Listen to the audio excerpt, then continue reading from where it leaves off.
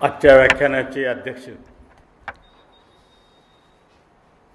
कुरूंदकरांच्या नावाने चाललेल्या संशोधन संस्थेचे संचालक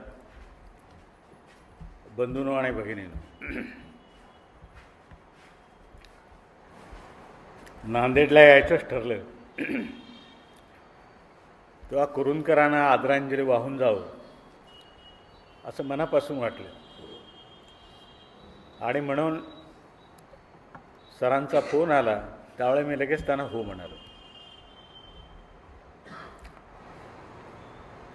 कुरूंदकरांचं वैशिष्ट्य असं आहे की कुरूंदकरांनी आमची संपूर्ण एक पिढी घडवली वैचारिकदृष्ट्या. याचा अर्थ कुरूंदकरांची आमचे मतभेद नव्हते असं नाही, मतभेद होतेच, परंतु तरी त्यांच्या लिखाणाचा आमच्या पिढीवर जो प्रभाव पडला त्याच्यातून महाराष्ट्रामध्ये अनेक पुरोगामी विद्यार्थी चळवळी आणि संस्था निर्माण झाल्या आणि कुरूंदकर या सगळ्यांचे मार्गदर्शक राहिले. मग ती राष्ट्रसेवा दल असेल, ते युवक क्रांती दल असेल किंवा छात्र भारती असेल, अशा अनेक संस्थांना त्यांनी मार्गदर्शन केलं आणि त्यामुळे या पिढीने त्यांचं कधीतरी ऋण फेडलं पाहिजे असं मला मनापासून वाटतं.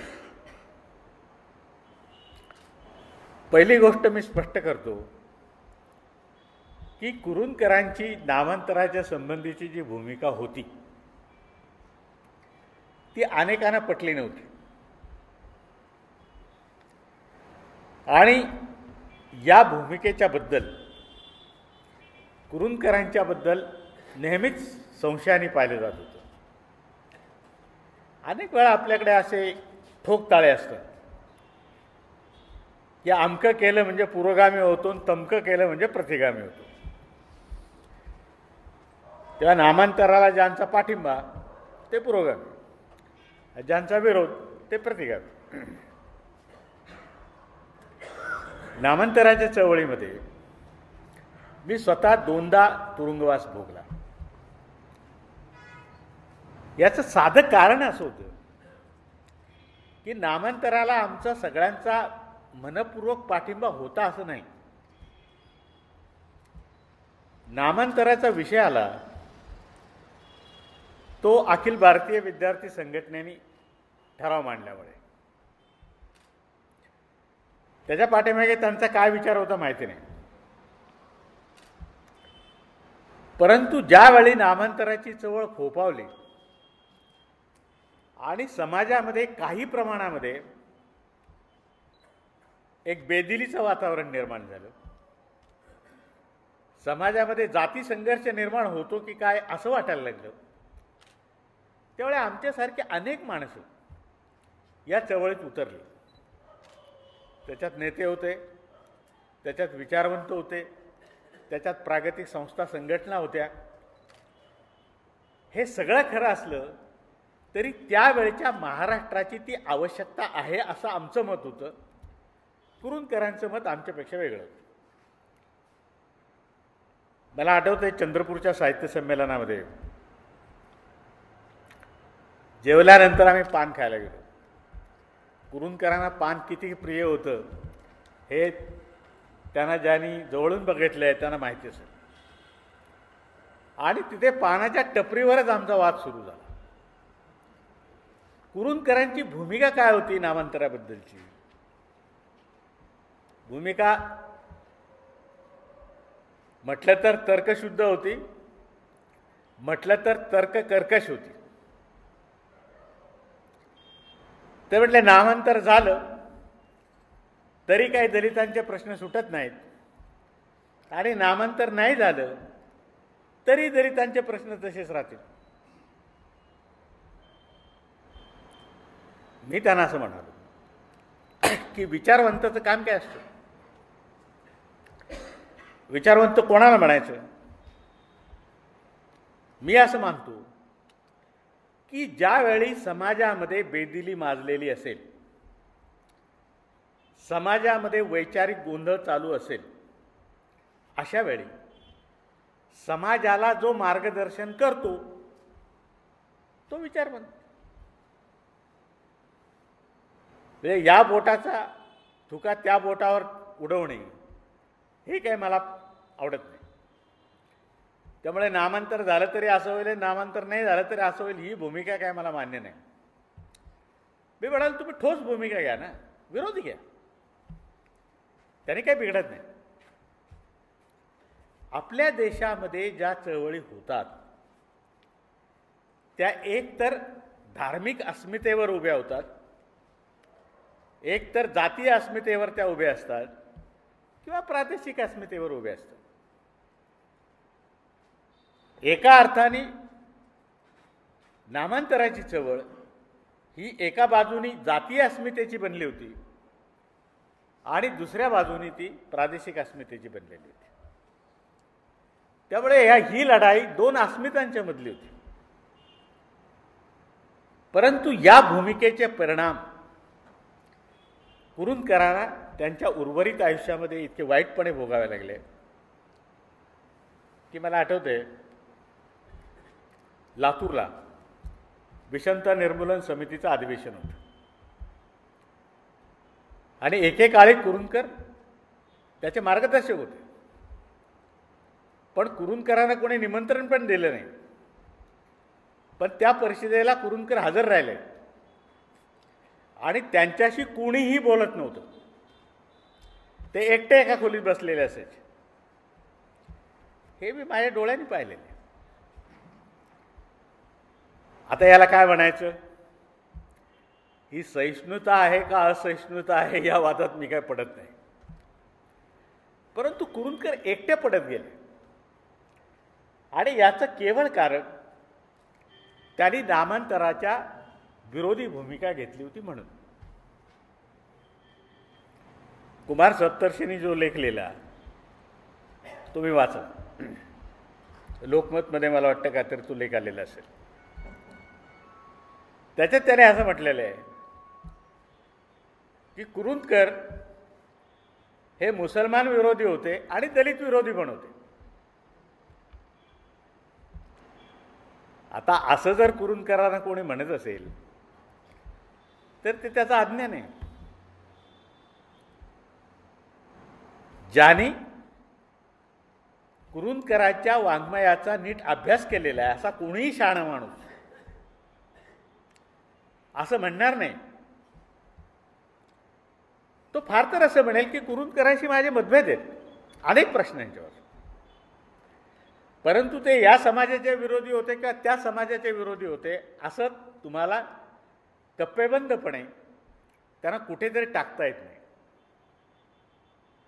उदाहरणार्थ, त्यांचं जागर हे पुस्तक वाचल्यानंतर कोणालाही असं वाटेल की ते मुस्लिम विरोधी आहेत, आणि त्यांचं शिवरात्र हे पुस्तक वाचल्यानंतर कोणालाही असं वाटेल की ते हिंदू विरोधी आहेत. पण त्यांचं भजन वाचल्यानंतर ते दलित विरोधी आहेत असं अजिबात वाटत नाही. त्यांची एक भूमिका होती आणि ही जी भूमिका होती त्यांची, ही भूमिका सुरुवातीपासूनची होती. त्यांनी आपल्या भूमिकेशी कधी तडजोड केली नाही. काय भूमिका होती त्यांची? खरं म्हणजे त्यांना कोण म्हणायचं राजकीय दृष्ट्या? ते समाजवादी होते, हे सगळ्यांना माहिती आहे. पण समाजवादी कोण असतो? भारतीय समाजवाद्यांच्यामध्ये प्रामुख्याने दोन प्रकार आहेत. एक प्रकार आहे तो मार्क्सवाद्यांचा. त्या अनेक मार्क्सवादी समाजवादी आहेत. म्हणजे कम्युनिस्ट तर सोडा, ते तर आहेतच मार्क्सवादी. पण समाजवादी पक्षाची स्थापना करणारे जे दिग्गज नेते होते त्याच्यापैकी जयप्रकाश नारायणांच्यापासून ते आचार्य कृपलानींच्या पर्यंत सगळे लोक मार्क्सवादी होते. आणि समाजवादी पक्षाचा ज्यावेळी स्थापना झाली त्यावेळी त्याच्या अध्यक्षीय पदावरून बोलताना असं सांगितलं गेलं की आम्हाला या देशामध्ये भारतीय मार्क्सवाद आणायचा आहे, भारतीय समाजवाद आणायचा आहे. आणि एका बाजूने बाबासाहेब आंबेडकर 1936 साली हीच मागणी करत होते. त्यांचं एनालिसिस ऑफ कास्ट जर आपण बघितलं तर बाबासाहेबांची समाजवादाने कोणते प्रश्न होते? बाबासाहेबांचा मूळ प्रश्न असा होता समाजवादाने की तुम्ही युरोपातलं तत्वज्ञान घेऊन, युरोपातली मूल्ये घेऊन तुम्ही भारतीय समाजात चिकित्सा कशी करणार? कारण भारतीय समाजामध्ये वर्ग नाहीत. भारतीय समाजाचं वास्तव हे जातींचं वास्तव आहे. आणि तुम्हाला जर वर्ग संघर्ष करून इथे समाजवाद आणायचा असेल तर तुम्हाला सगळा सर्वहारा वर्ग एकत्रित करावा लागेल. आणि भारताचा सर्वहारा वर्ग असा चमत्कारिक आहे, तो विविध जातीत विभागलेला आहे. आणि हे सगळे गरीब एकमेकांशी लढाई करतात, एकमेकांची डोकी फोडतात. गरीब महाराचं डोकं फोडतो, गरीब चांभाराचं डोकं फोडतो, गरीब चांभार कुंभाराचं डोकं फोडतो. हे असं सगळं चालू आहे भारतामध्ये. तो तुम्हाला जर क्रांती करायची असेल तर एक क्रांतिकारी वर्गाची निर्मिती केली पाहिजे. आणि हा क्रांतिकारी वर्ग भारतीय समाजात निर्माण होऊ शकत नाही. मग काय करा? एक तर पहिल्यांदा जातीचा विचार करा आणि जाती नष्ट होतील याचा कार्यक्रम द्या. याचा कार्यक्रम दिल्याशिवाय समाजामध्ये वर्ग निर्माण होणारच नाहीत. आणि ज्यावेळी समाजात वर्ग निर्माण होतील त्यावेळी तुम्ही वर्ग संघर्ष करू शकता. बाबासाहेबांची भूमिका बरोबर होती, कारण हे तत्वज्ञान इथे लावायला गेलं चूक. कम्युनिस्ट पार्टीने इतकी वर्ष इथे प्रयत्न केले, परंतु आज कम्युनिस्ट पार्टींची जी अवस्था आपण बघितली तर कम्युनिस्टांचा सपशेल पराभव झालेला आहे. का झाला पराभव? माझ्या माहितीप्रमाणे मी 1970 सालापासून सतत ही मांडणी करत आलेलो आहे की या देशामध्ये वर्ग लढ्याला जोपर्यंत जाती अंताच्या लढ्याची आणि स्त्री दास्य अंताच्या लढ्याची तुम्ही सोबत घेत नाही तोपर्यंत या देशामध्ये क्रांतिकारी समूह निर्माण होण्याची शक्यता नाही. ते कम्युनिस्ट नेते मानायलाच तयार नव्हते. ज्यावेळी मी आंबेडकर आणि मार्क्स लिहिलं त्यावेळी त्याचं प्रकाशन SM जोशींनी केलं पुण्यात. आणि SY कोलटकर कम्युनिस्ट पार्टीच्या पॉलिट ब्युरोचे सदस्य एक वक्ते होते. तिथे त्यांनी एक कबुली दिली की आम्ही या देशामध्ये जातींचा प्रश्न अंडर एस्टिमेट केला. ही गोष्ट खरी. परिणाम काय आला? परिणाम कम्युनिस्ट पार्टी हळूहळू जनाधारापासून मुकत चालले आणि आज तिची जी अतिशय महत्त्वाची अशी क्षेत्र होती भारताच्या प्रदेशातली, तिथून सुद्धा तो पक्ष हळूहळू अस्तंगत होत चालला. बंगालमध्ये होत चालला, केरळमध्ये पण होत चालला. आणि असं लक्षात येतं की मोदींच्या उदयानंतर या देशाच्या राजकारणाला एक वेगळ्या प्रकारची कलाटणी मिळाली. कोणती कलाटणी मिळाली? तर या देशाचं जे राजकारण आहे ते इतकं जातीय बनलं की आज आपल्या देशामध्ये भारतीय जनता पक्षाबद्दल अतिशय असंतोष आहे सर्वसामान्य माणसाच्या मनात, पण मोदींच्याबद्दल नाही. हा राजकारणातला विरोधाभास आहे. का नाही? तर जातीय अस्मिता. लोक म्हणतात तुम्ही मोदीच्या विरुद्ध बोलायला लागले. भारताचा पंतप्रधान पहिल्यांदा ओबीसी झाला म्हणून तुमच्या पोटात दुखतं काय?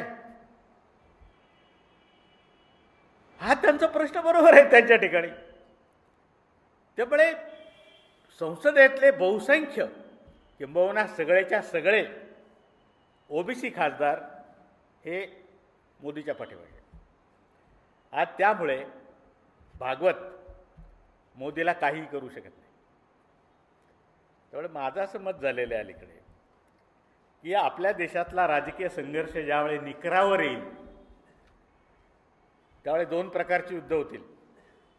एक सगळे पुरोगामी एका बाजूला आणि भाजप एका बाजूला, आणि दुसरा संघर्ष मोदी एका बाजूला आणि RSS एका बाजूला.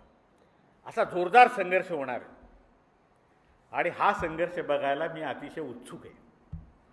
आणि मला असं वाटतं की हा निकटच्या काळामध्ये तो संघर्ष येऊ घातलेला आहे. आता या संघर्षाचं स्वरूप कसं राहील? तर या संघर्षाचं स्वरूप पूर्णपणे जातीय असेल. नरेंद्र मोदी जोपर्यंत ओबीसीचं कार्ड वापरतो तोपर्यंत त्याला या देशामध्ये मरण नाही. त्यांनी संघाचं कार्ड वापरायला सुरुवात केली की त्याचा आदपात ठरलेला आहे. त्यामुळे एक तर संघाला त्याला जोडून घ्यावं लागेल, नाहीतर मग एकमेक दुरावतील. कुरूंदकरांचं म्हणणं असं होतं सुरुवातीपासून. कुरूंदकरांचं लेखन जर आपण वाचलं बारकाईनं, त्यांचं म्हणणं असं होतं की कुरूंदकर हे समाजवादी होते.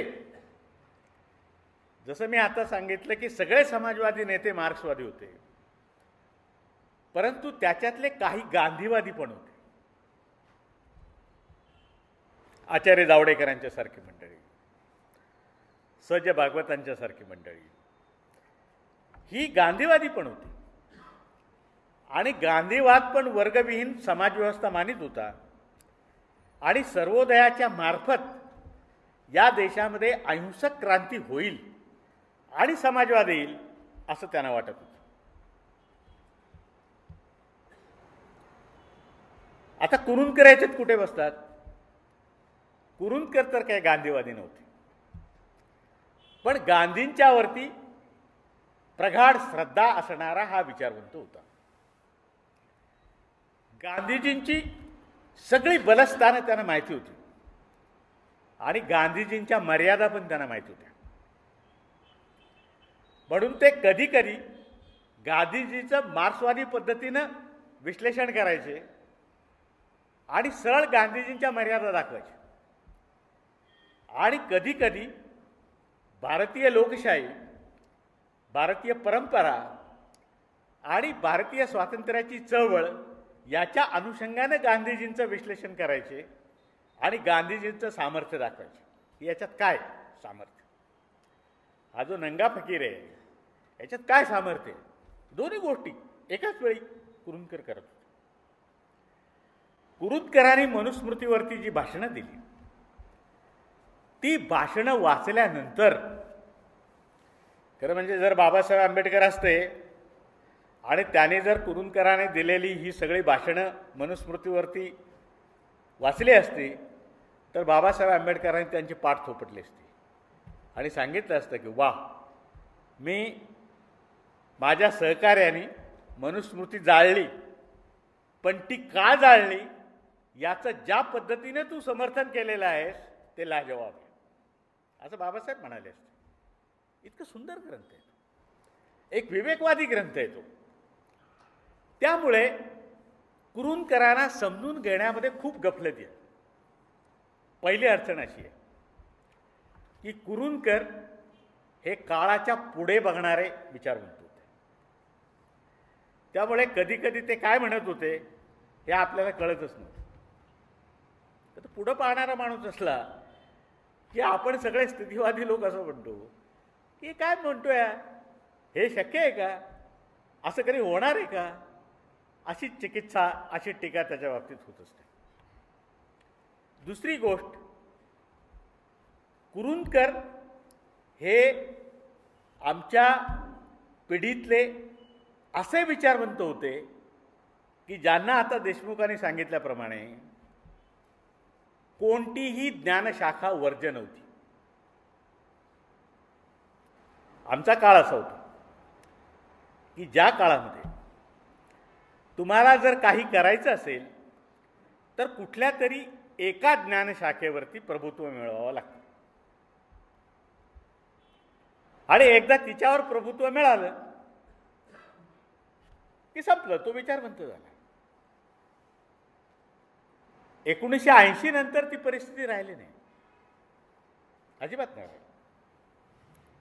याचं कारण असं की 1980 नंतर जग इतकं बदललं होतं की या ज्या सगळ्या ज्ञानशाखा आहेत त्या परस्परावलंबी आहेत असा विचार पश्चिमेकडून आला. अगदी माझ्या ज्ञानशाखेचं तुम्हाला सांगतो. मी राज्यशास्त्र आयुष्यभर शिकवलं, आयुष्यभर राज्यशास्त्राचा विद्यार्थी राहिलो. प्राध्यापक झालो की नाही मला माहिती नाही, कारण मी ज्यावेळी पहिल्यांदा प्राध्यापक म्हणून माझी नेमणूक झाली त्यावेळी बाबासाहेबांचे सहकारी आणि मिलिंद कॉलेजचे प्राचार्य मबी चिटणीस यांनी मला बोलून घेतलं आणि ते म्हणले, बघ तू आता या व्यवसायात आलेला आहेस तेव्हा तू खऱ्या अर्थाने राज्यशास्त्राचा विद्यार्थी झालेला आहेस. तू राज्यशास्त्राचा प्राध्यापक कधी होशील हे काय मला सांगता येत नाही, पण तू तो व्हावंस अशी माझी इच्छा आहे आणि तुझ्यामध्ये ती क्षमता आहे असं माझं मत आहे. तेव्हापासून मी माझ्या पाठीमागे प्राध्यापक असा शब्द कधीच लावला नाही. माझी सगळी पुस्तकं तुम्ही बघितली तर त्याच्यावर नाव आहे रावसाहेब कसबे. प्राध्यापक रावसाहेब कसबे नाही, डॉक्टर रावसाहेब कसबे नाही. माझ्या घराची पाटी करणार आला तो म्हणला मी प्राध्यापक डॉक्टर रावसाहेब कसबे अशी पाटी करतो. म्हणलं अजिबात नाही, करायचीच नाही. त्याला मी हा किस्सा सांगितला. तो म्हणला ठीक आहे, तुम्ही प्राध्यापक झाला नसाल पण डॉक्टर तर झालात ना तुमच्या परिश्रमाने, मग मला तेवढं डॉ लिहू द्या प्लीज. म्हणते नाही, मी तुझी क्षमा मागतो पण तू ते करू नकोस. ही जी ज्ञानाची तृष्णा, ओढ आणि ही जी नम्रता आहे या क्षेत्रामध्ये, शिक्षण क्षेत्रामध्ये, ती ज्याच्या अंगी नसते असे खूप फालतू लोक महाराष्ट्राच्या शिक्षण क्षेत्रात आहेत.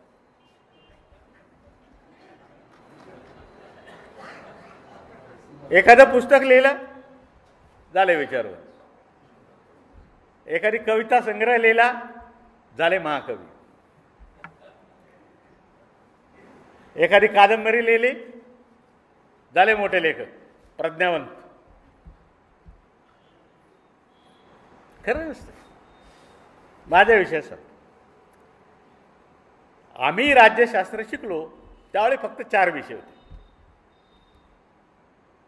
एक पॉलिटिकल थिअरी, राजकीय सिद्धांत, दुसरं इंटरनॅशनल पॉलिटिक्स, आंतरराष्ट्रीय राजकारण, तिसरा विषय पब्लिक ॲडमिनिस्ट्रेशन आणि चौथा विषय भारतीय राजकारण आणि राज्यघटना. बस हे एवढं शिकत आम्ही FY BA पासून ते MA पर्यंत. आम्ही जेव्हा प्रोफेसर झालो तेव्हा अमेरिकेतून आमच्या ज्ञानशाखेमध्ये जे वारं आलं तिकडून त्याच्यात पहिली गोष्ट आली पॉलिटिकल मॉडर्नायझेशन.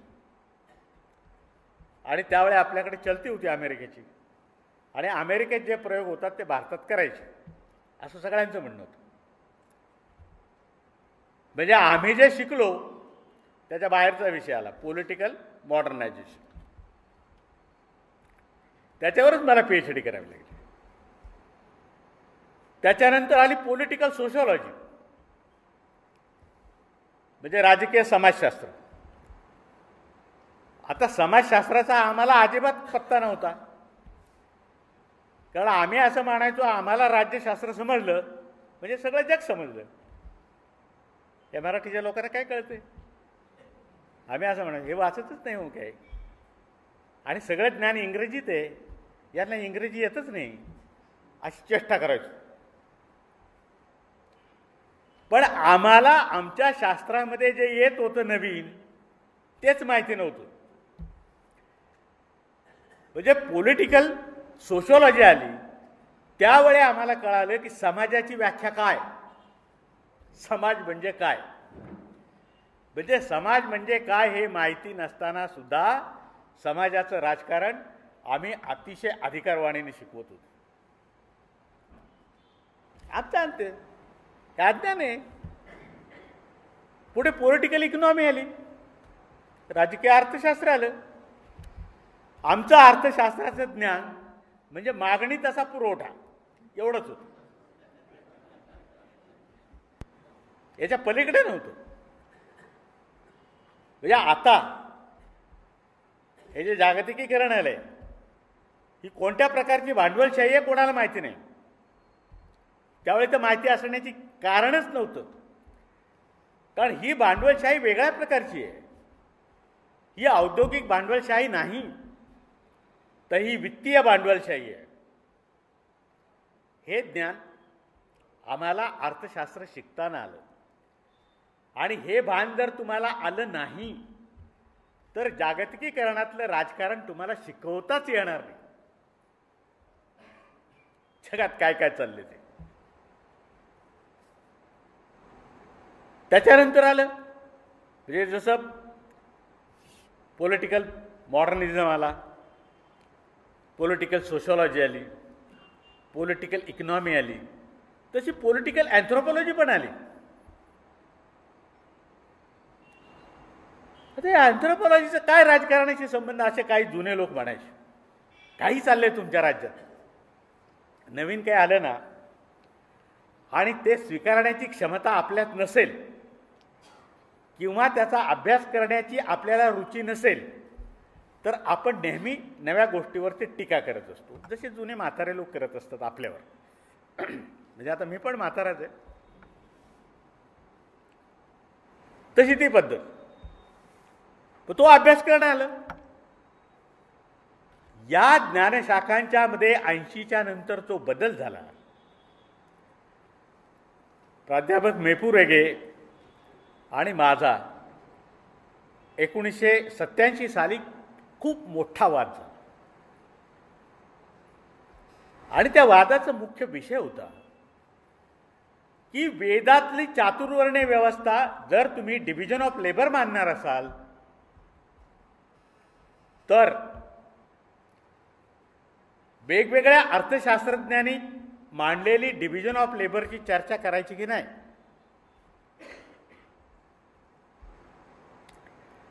तुम्हाला ऋग्वेदातल्या एका सूक्ताचं, म्हणजे जे ऋग्वेदातला मला आवडलेला सगळ्यात चांगला आणि महत्त्वाचा भाग जर कोणता असेल तर तो म्हणजे नासदीय सूक्त. या नासदीय सूक्तामध्ये विश्वाच्या उत्पत्तीची कथा आहे पहिली. मला वाटतं ती जगातली पहिली कथा असावी. कदाचित शक्यता आहे की ती ओल्ड टेस्टामेंटमध्ये जेनेसिसच्या प्रकरणामध्ये ती अगोदरची का ही अगोदरची या वादात मी काही पडत नाही, कारण आपल्याकडे जुनं ते सोनं म्हणण्याची पद्धत आहे, आणि जितकं जुन्यात जुनं जाईल तितकं आपलं वाङ्मय भारी आहे असं काहीतरी आपल्यावर एक गैरसमज आहे मनावर. तर या विश्वाच्या उत्पत्तीची चर्चा करत असताना नासदीय सूक्ताच्या आधुनिक विज्ञानाचे संदर्भ घ्यायचे की नाही. रेगे म्हणायचं नाही, असं करायचं नाही. मी म्हणायचो असं करायचं, पण ही जुन्या पिढीतली माणसं ना, त्यांच्या आणि माझ्या वयामध्ये 20 वर्षाचं अंतर. मला सतत एक बोचणी लागलेली असायची की मेपू रेगेंनी कुरूंदकरांच्यावरती जी टीका केली ती अतिशय वाईट पद्धतीची टीका होती. आणि मला नेहमी असं वाटायचं की कुरूंदकरांनी या टीकेला उत्तर का नाही दिलं, द्यायला पाहिजे होतं. बारलिंगेने उत्तर दिलं नाही, कुरूंदकरांनी उत्तर दिलं नाही, राभा पाटणकरांनी उत्तर दिलं नाही. त्यामुळे मेपू रेग्यानं असं वाटलं की आता आपण बादशाह. माझ्या मानव आणि दर्पण चिंतनच्या शैलीवरती त्याने एक खूप दीर्घ लेख लिहिला आणि त्याने सांगितलं की हे असं नाही, कोणताही वैज्ञानिक शास्त्रज्ञ माणसाचा विचार करत नसतो असं त्यांचं म्हणणं. कारण ज्या काळात ते अभ्यास करत होते त्या काळात कोणताही शास्त्रज्ञ माणसाचा विचार करतच नव्हता. तो त्याच्या शास्त्रातल्या तंत्राचा विचार करत होता, सूत्रांचा विचार करत होता, संशोधनाचा विचार करत होता. तो माणसाचा विचार करतच नव्हता. ही गोष्ट खरीच आहे. पण नंतर अनेक शास्त्रज्ञ वेगवेगळ्या ज्ञानशाखेतले त्यांनी आपली ज्ञानशाखा सोडून माणसाचा विचार करायला सुरुवात केली. आणि पहिला ग्रंथ जो मला सापडला वैज्ञानिकांच्या मध्ये तो जोसेफ ब्रोनोवस्कीचा. हा एवढा मोठा पदार्थ विज्ञान शास्त्रज्ञ होता की त्यांनी आपल्या विषयातलं संशोधन तर केलंच, पण माणसाच्या उगमापासून तो आत्तापर्यंतचा त्याचा एक शोध घेतला. आणि बीबीसीने तो प्रसिद्ध केला. त्या ग्रंथाचं नाव आहे एसेंट ऑफ मॅन. दुसरा ग्रंथ माझ्या हातात आला तो माइंड ऑफ मॅन. एक शास्त्रज्ञच होता. तिसरा ग्रंथ हातात आला माइंड ऑफ गॉड. तो ऑस्ट्रेलियातला एक खूप मोठा पदार्थ विज्ञान शास्त्रज्ञ होता.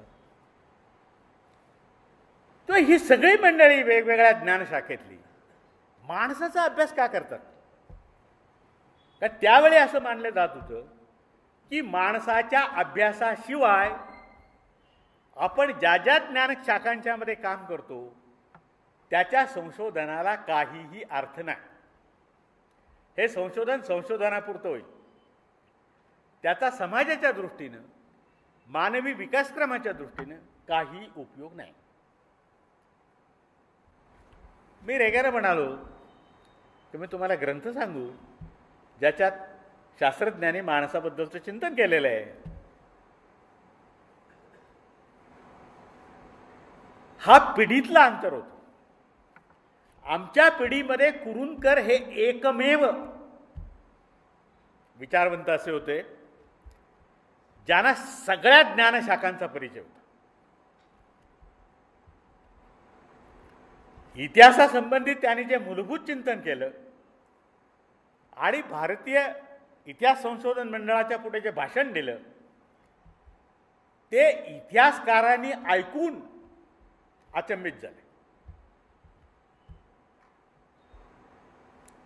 ते म्हटले काय माणूस आहे हा मराठीचा प्राध्यापक आणि इतिहासावर इतक्या अधिकारवाणीने बोलू शकतो, कसं काय होऊ शकते? राज्यशास्त्राचे प्राध्यापक त्यांचा जागर किंवा दुसरा जो ग्रंथ आहे शिवरात्र हा वाचल्यानंतर आम्ही अचंबित होतो की राज्यशास्त्राचं एवढं सूक्ष्म निरीक्षण त्यांच्या लिखाणात कसं?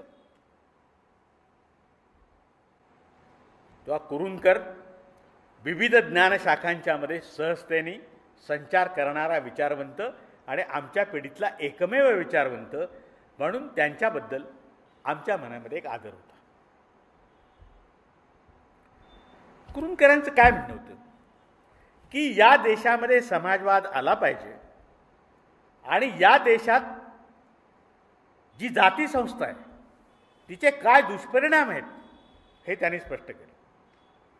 मला आठवतंय बाबासाहेब आंबेडकरांच्या हू वेअर दी शूद्राज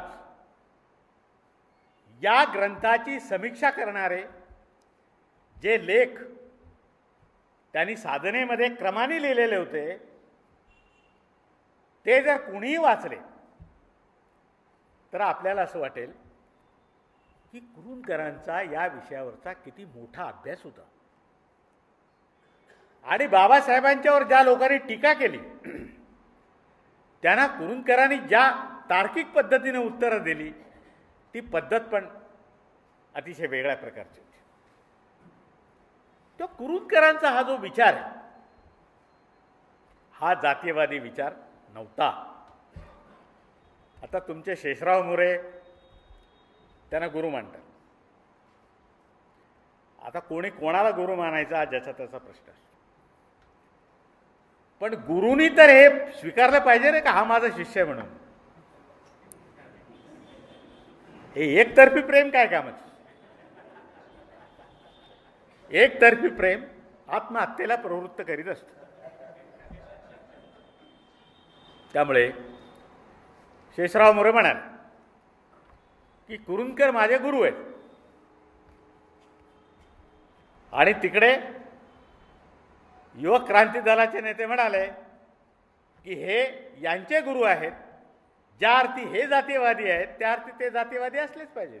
वारे तर्कशास्त्र असं तर्कशास्त्र मांडलं. आता शेषराव मोरेबद्दल मी नांदेडमध्ये काय बोलावं. त्यांची सगळी चिकित्सा मी माझ्या हिंदू मुस्लिम प्रश्न आणि सावरकरांचा हिंदू राष्ट्रवाद या ग्रंथात केलेली, अतिशय विस्ताराने केलेली. आणि मी असं मानतो की या देशातला कोणताही सावरकरवादी माणूस कुरूंदकरांचा शिष्य होऊ शकत नाही.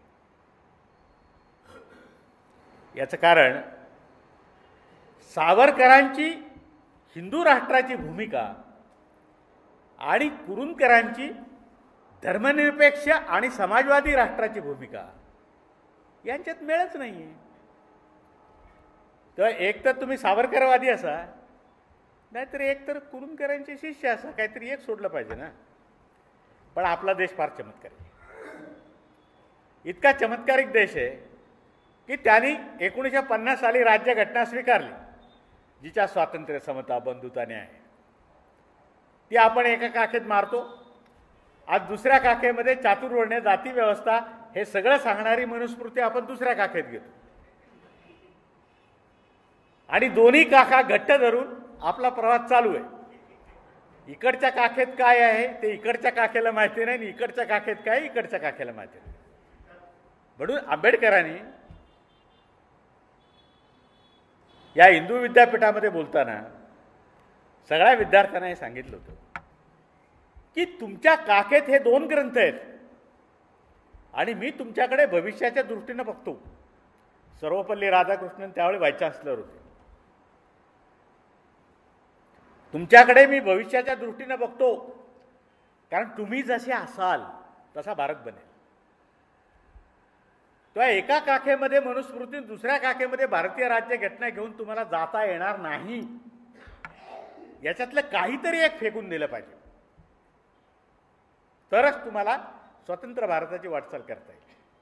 कुरूंदकरांनी आपल्या काखेतली मनुस्मृती कधीच फेकून दिलेली होती, कधीच फेकून दिलेली होती. त्याने ती जपून ठेवलेली नव्हती आणि म्हणून ते मनुस्मृतीची इतकी उत्तम चिकित्सा करू शकले की तशी चिकित्सा भारतामधल्या कोणालाही करता आली नाही. कारण मनुस्मृतीवरती केलेली जी भाष्य आहेत इंग्रजीमध्ये ती पण मी बघितली. पण कुरूंदकरांचं वैशिष्ट्य असं की ते एखाद्या विषयाच्या गाभ्याला भेटतात जाऊन आणि मूलगामी चिंतन करतात. त्यांचं चिंतन वरवरचं नव्हतं, साहित्याबद्दलचं पण त्यांचं चिंतन वरवरचं नव्हतं. आमच्यासारख्या माणसांना जी साहित्याची गोडी लागली आमचा त्या शाखेशी काही संबंध नसताना सुद्धा ती केवळ कुरूंकरांची. एखादा नवा ग्रंथ आला, एखादी नवी कादंबरी आली की आम्हाला वाटायचं हिच्यावर कुरूंकरांचं काय म्हणणं आहे, आपण वाचलंच पाहिजे. जसा एक काळ असा होता की देशामध्ये एखादा प्रश्न निर्माण झाला की लगेच असं वाटायचं की महाराष्ट्र टाईमचे गोविंद तळवलकर याच्यावर काय म्हणतात हे एकदा समजून घेतलं पाहिजे. म्हणजे आम्ही त्या अग्रलेखाची वाटच बघायची, आमची पिढी. इतकं ते आम्हाला महत्त्वाचं वाटायचं. तसं कुरूंदकरांचं होतं. कुरूंदकरांचं या कलाकृतीच्या बद्दल काय मत आहे, आणि त्याच्यावरून आम्ही कोणती पुस्तकं वाचायची हे शिकलो. कुरूंदकर समाजवादी होते, परंतु ते मार्क्सवादी होते, म्हणून त्यांची संपूर्ण अन्वेषण पद्धती जी आहे ती मार्क्सवादी पद्धती. अगदी प्रिमिटिव्ह कम्युनिझमपासून ते उच्च दर्जाच्या कम्युनिझमपर्यंतचा हा जो माणसाचा प्रवास, हा प्रवास त्यांनी आपल्या विचारांचा आधार बनवला आणि भारतीय समाजाची चिकित्सा केली. त्याने जे इतिहासावरती लिहिलं, तर ज्यांची पुस्तकं वाचून कुरूंदकर मराठी शाळेमध्ये पास झाले होते, ते ओतूरकर नावाचे जे इतिहासकार होते ते तर एकदम उडालेच. ते म्हटले, अरे तुला कसं सुचलं, हे मला का नाही सुचलं. का नाही सुचलं? कारण तुमचं मार्क्सवादाचं अज्ञान. का नाही सुचलं?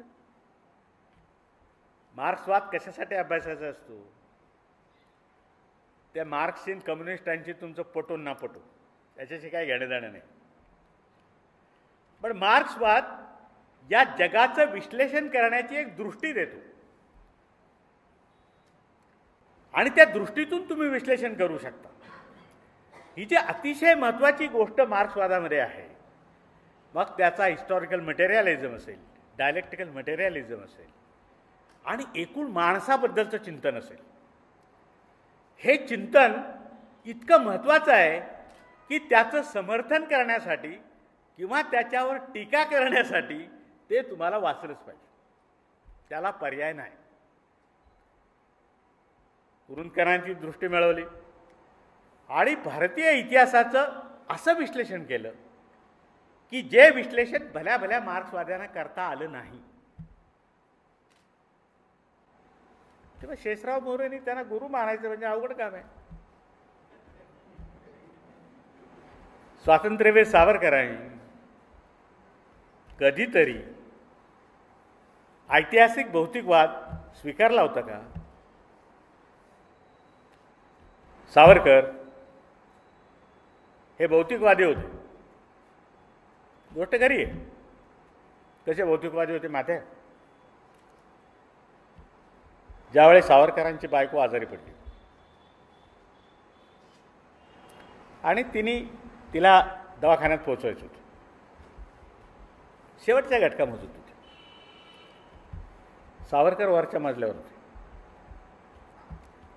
आणि तिने तिच्या मुलाजवळ निरोप पाठवला की आता मी दवाखान्यात निघालेच आहे, तर मला शेवटचं पतिदर्शन घ्यायचं.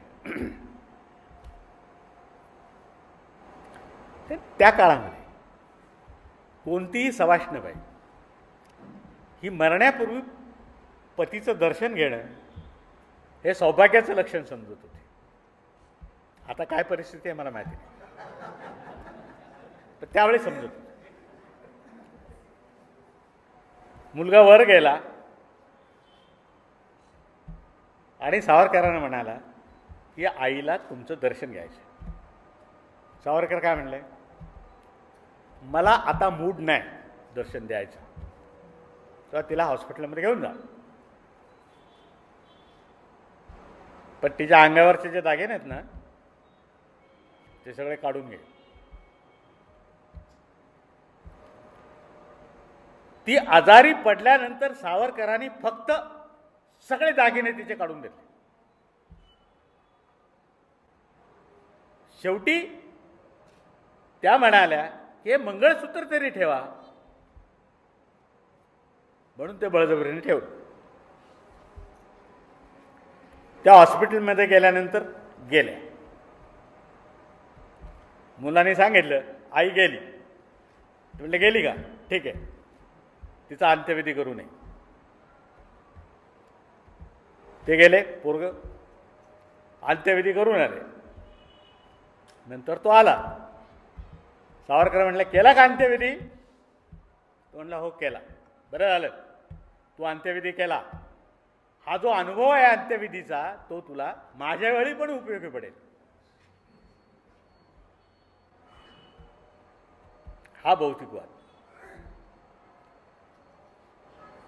हा कोणाचा भौतिकवाद आहे? हा मार्क्सचा भौतिकवाद नाही. याला इंग्रजीमध्ये मेकॅनिकल मटेरियलिझम म्हणतात, यांत्रिक भौतिकवाद. त्याचा जनक प्रसिद्ध विचारवंत हेगेल याचे जे शिष्य होते, एक शाखा होती त्याच्यात फायरबॉक हा त्याचा जनक. आणि या यांत्रिक भौतिकवादाला मार्क्सनी पूर्णपणे खोडून काढलेलं होतं आणि सांगितलं होतं की हा यांत्रिक भौतिकवाद माणसाचा विचारच करत नाही. आणि जो भौतिकवाद माणसाचा विचार करीत नाही तो यांत्रिक भौतिकवाद असतो. माझा भौतिकवाद जो आहे तो गत्यात्मक भौतिकवाद आहे, डायलेक्टिकल मटेरियलिझम आहे, तो मेकॅनिकल मटेरियलिझम नाही.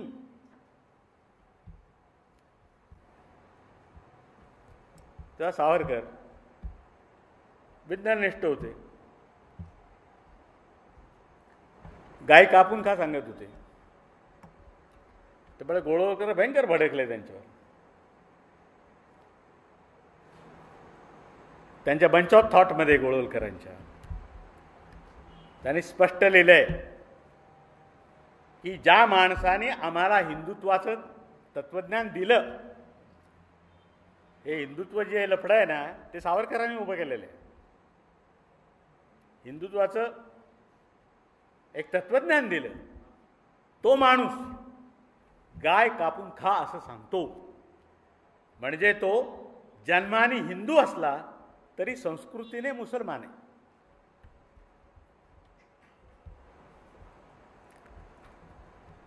सावरकरांचा प्रादेशिक राष्ट्रवाद म्हणजे या भूप्रदेशामध्ये राहणारे ज्यांचं पितृस्थान हे आहे, मातृस्थान नाही. पितृस्थान म्हणजे बापावरून, आईवरून नाही, जन्म झालेला असेल तो या देशाचा नागरिक. ही गोष्ट पण RSS वाल्यांना मान्य नव्हती. सावरकरांच्या या हिंदू राष्ट्राच्या कल्पनेला आणि प्रादेशिक राष्ट्रवादाच्या कल्पनेला गोळवलकरांनी हा सराई नॅशनॅलिझम आहे, म्हणजे धर्मशाळा सिद्धांत आहे राष्ट्रवादाचा, असं म्हणून टीका केलेली होती. तो इतका असा उत्तम भौतिकवादी असलेला माणूस मनुस्मृतीला पूज्य मानलं पाहिजे असं का म्हणतो? इथे कुठे भौतिकवादी चिंतन आहे? इथे भौतिकवादी चिंतन आहे. त्यामुळे माणसातले जे संबंध आहेत हे संबंध अतिशय काळजीपूर्वक आणि मनपूर्वक जी माणसं जपत असतात त्या माणसांचा भौतिकवाद आणि माणसाला एक यंत्र मानून जी माणसं विचार करत असतात त्यांचा भौतिकवाद याच्यामध्ये फरक आहे. सावरकर त्यातले नव्हते. सावरकरांच्या जीवनातल्या खूप गोष्टी अशा सांगता येतील की ज्या त्यांच्याच मताच्या विरुद्ध होत्या. ते पण आता मोरे कोणत्या अर्थाने कुरुंदकरांचे शिष्य होते मला माहिती नाही. त्याने एकदा विचारलं पण होतं की तुम्ही कोणत्या अर्थाने कुरुंदकरांचे शिष्य आहात? येवादी अर्थाने. आणि तुम्ही कोणत्या अर्थाने सावरकरांचे शिष्य आहात? त्यांचं म्हणणं ते भाषण मी वाचलं तिकडे झालेलं जागतिक संमेलनामध्ये. त्याच्यात त्याने सांगितलं की या देशाला आता फक्त तारानाथ सावरकर आणि या देशामध्ये विज्ञान निष्ठा पोचली की सगळे प्रश्न सुटतील. नुसते विज्ञान निष्ठेने प्रश्न सुटत नाही. विज्ञानाला जर मानवी अंग नसेल तर विज्ञान तांत्रिक बनतं आणि विज्ञान तांत्रिक बनलं की ते माणसालाही तांत्रिक बनवतं, ज्याच्यात माणसाच्या मनाचा विचार असत नाही. कुरूंकर अतिशय सहृदय अंतःकरणाचे लेखक होते. एखाद्या विषयाबद्दल लिहिताना ते त्यांच्या जसं अंतरंगात शिरत होते, तसं एखाद्या व्यक्तीबद्दल लिहिताना सुद्धा ते त्यांच्या अंतरंगात शिरत होते. गांधीजींच्या वर्षी त्यांचे लेख वाचा, कसे अंतःकरणात शिरत होते. जयप्रकाश यांच्याबद्दल त्याने लिहिलेलं वाचा, अनेक लोकांच्या बद्दल त्याने लिहिलं. स्वामी रामानंद तीर्थ तर त्यांचे आदर्शच होते. त्यामुळे एक गोष्ट त्यांनी केली, नामांतराला विरोध, आणि म्हणून तो माणूस प्रतिगामी झाला, या म्हणण्याला काय अर्थ नसतो. या भूमिकेला आपण विरोध करतो. ज्याला ही भूमिका पटत नाही त्याने विरोध करावा, पण म्हणून तो माणूस जातीयवादी होतो असं नाही. आणि जो निष्कर्ष कुमार सप्तर्षींनी काढलेला आहे तो मुळात चुकीचा आहे.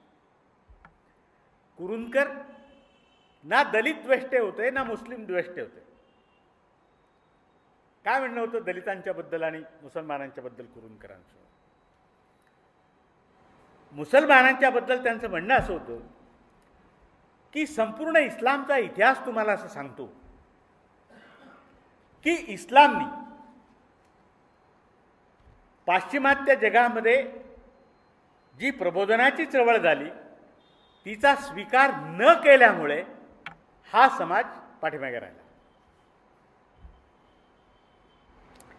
नाहीतर इस्लामचा जन्म ही जगाच्या पाठीवरची सगळ्यात प्रागतिक गोष्ट होती. पण जगामध्ये होत असणारे बदल इस्लाम स्वीकारायला कमजोर पडला आणि तिथून पुढे त्याच्यात मूलतत्ववाद आला. म्हणून जोपर्यंत मुस्लिम मानसिकता ही आधुनिकता स्वीकारित नाही, आधुनिक जीवनमूल्य स्वीकारित नाही, तोपर्यंत मुसलमानांची प्रगती होणे नाही. आणि जोपर्यंत मुसलमानांना स्वतंत्र अस्तित्व या देशात द्यायचंय किंवा ज्या मुसलमानांना ते मागायचंय, ही गोष्ट त्यांच्याच मुळावर उठणारी आहे. आता या कुरूंकरांच्या भूमिकेनं मुस्लिम द्वेष्टी भूमिका कसं म्हणता येईल मला कळत नाही. काय म्हणत होते? साधी गोष्ट आहे की तुम्ही तुमच्या कोशात राहिलात, तुमची सुधारणा नाही.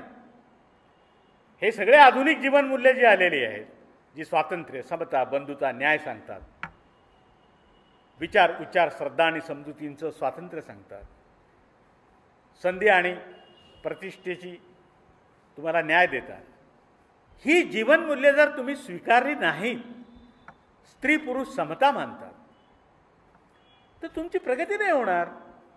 हे मुसलमानांना सांगणं म्हणजे मुस्लिम द्वेष्टा होणं आहे का? मी उलट असं मानतो की कुरूंकर हे सांगत होते, हे अतिशय जबाबदारीने सांगत होते, आणि म्हणून कुरूंकरांच्या मनामध्ये मुसलमानांचं हित होतं. दलितांच्याबद्दल काय भूमिका होती?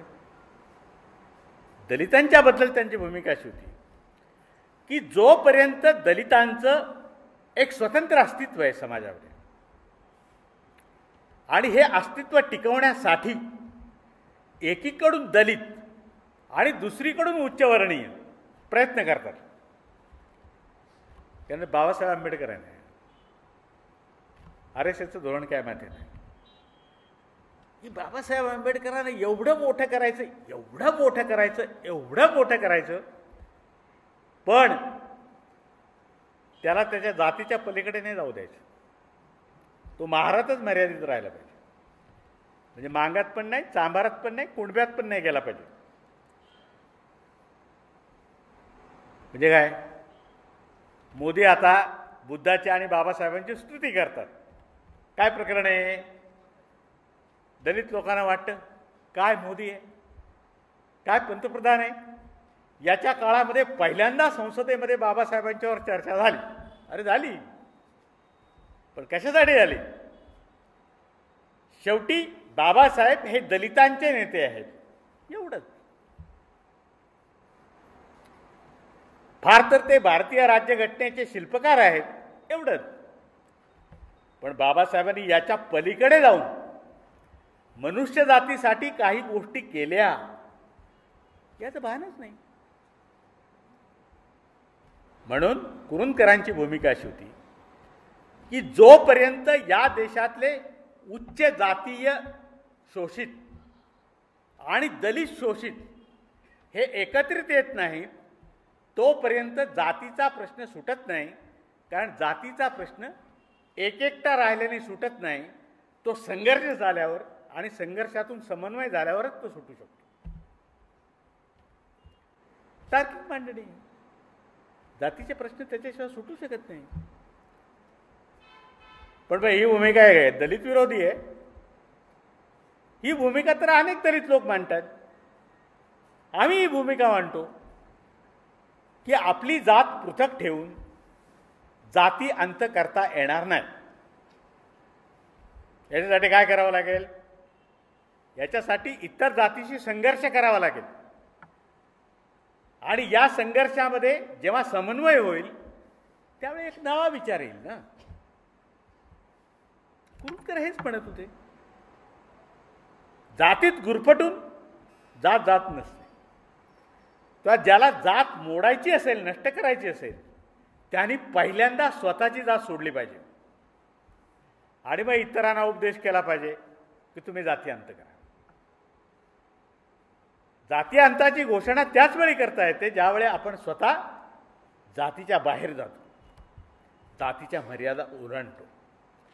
हेच त्यांचं म्हणणं होतं. बाबासाहेबांचं सगळं तत्वज्ञान त्याने अधोरेखित केलं होतं. पण बाबासाहेबांच्या बद्दल एक गोष्ट त्यांच्या मनामध्ये होती, ज्या गोष्टीचं स्पष्टीकरण करण्याइतपत 1984 सालापर्यंत माझं पण वाचन झालेलं नव्हतं. पण कुरूंदकर असं म्हणत होते की ही जी राज्यघटना आहे, ही राज्यघटना काही एकट्या आंबेडकरांनी तयार केलेली नाही. तर एक घटना परिषद होती. घटना परिषदेमध्ये अनेक कमिट्या होत्या. या अनेक कमिट्यांचे रिपोर्ट आलेले होते. सहाय्याला BN राव होते आणि या सगळ्या घटना समितीने ही घटना तयार केलेली आहे. त्यामुळे तिचं श्रेय एकट्या बाबासाहेबांना देण्यात काही अर्थ नाही. त्यांची भूमिका होती. आज जर कुरूंदकर असतील तर मी त्यांना त्यांची भूमिका कशी चुकीची आहे हे समजावून सांगितलं. कारण आज माझा अभ्यास, तोपर्यंत माझा अभ्यास नव्हता. कारण या राज्यघटनेचा सगळा इतिहास मला माहिती आहे. आणि ही राज्यघटना ड्राफ्ट करताना, तिचा मसुदा तयार करताना बाबासाहेबांना किती त्रास झाला. आणि घटना परिषदेत कायदा मंत्री म्हणून प्रत्येक कलम मांडून तिच्यावरची चर्चा घडवून आणून सगळ्या विरोधकांची मतं ऐकून घेऊन त्याच्यातल्या कोणत्या दुरुस्त्या फेटाळायच्या आणि कोणत्या स्वीकारायच्या हे ठरवण्याचे अधिकार आंबेडकरांना होते. आणि घटना परिषदेच्या शेवटच्या भाषणात बाबासाहेबांनी जो इशारा दिला होता या देशाला आणि घटना मान्य करून घेण्याचा ठराव सुद्धा आंबेडकरांनीच मांडला होता. आणि राजेंद्र प्रसादांनी सांगितलं होतं की ही घटना तयार करण्यासाठी आंबेडकरांची नेमणूक करताना आम्ही किती योग्य माणसाची निवडणूक केली होती याची आम्हाला प्रचिती आली. स्वतः TT कृष्णमाचारी यांनी सांगितलं होतं की ही राज्यघटना तयार करण्यात ड्राफ्ट कमिटीचा, मसुदा समितीचा कोणताही हातभार नव्हता. ही एकट्या डॉक्टर आंबेडकरांनी केलेली. त्यामुळे तिचं श्रेय त्यांना दिलं पाहिजे. असा युक्तिवाद मी कुरूंदकरांशी केला असता आणि त्यांना माझं मत पटवून दिलं असतं. तो अनेक माणसं असतात ज्यांच्याशी आपले मतभेद असतात, आणि मतभेद असणं हे जिवंतपणाचं लक्षण आहे. म्हणून मी असं मानतो की कुरूंकर हे जसे ईयवादी होते तसे ते सेक्युलर होते. आणि सेक्युलरिझमचा मी अर्थ काय करतो? सेक्युलरिझम म्हणजे आपल्या ऐहिक जीवनातले जे प्रश्न असतील ते प्रश्न ऐहिक कायद्यांच्या मार्फत सोडवले गेले पाहिजेत. त्या प्रश्नांची उत्तरं धर्मात शोधता कामा नये. ऐहिक जीवनातले प्रश्न कायद्याच्या मार्फत सोडवले गेले पाहिजेत. तर आध्यात्मिक जीवनातले जे प्रश्न असतील त्याच्यासाठी तुम्ही धर्माचा वापर काय करायचा तो करा, त्याचं स्वातंत्र्य तुम्हाला आहे. तर कुरूंकरांचं हे जे सामाजिक चिंतन आहे हे परिवर्तनाशी संबंधित आहे. हे सामाजिक चिंतन या देशामध्ये समाजवाद आणि लोकशाहीच्या प्रस्थापनेसाठी चिंतन आहे.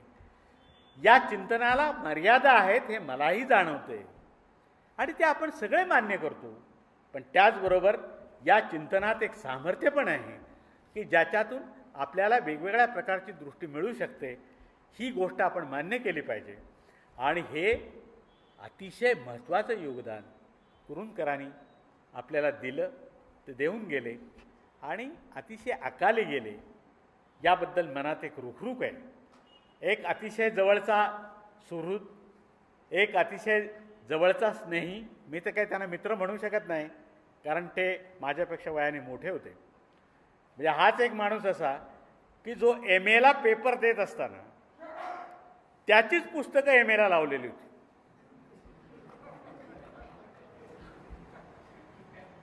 म्हणजे कुरूंकर म्हणजे आचाटच माणूस होता. मला जी त्यांची पत्र आहेत, हा एवढा मोठा विचारवंत पण शुद्धलेखनाच्या इतक्या चुका की पहिल्याच पत्रामध्ये मी असा जो शब्द आहे तो त्याने ह्रस्व लिहिला होता. आणि खाली पत्र लिहिल्यानंतर टीप लिहिली होती की शुद्ध लेखनाकडे लक्ष देऊ नये.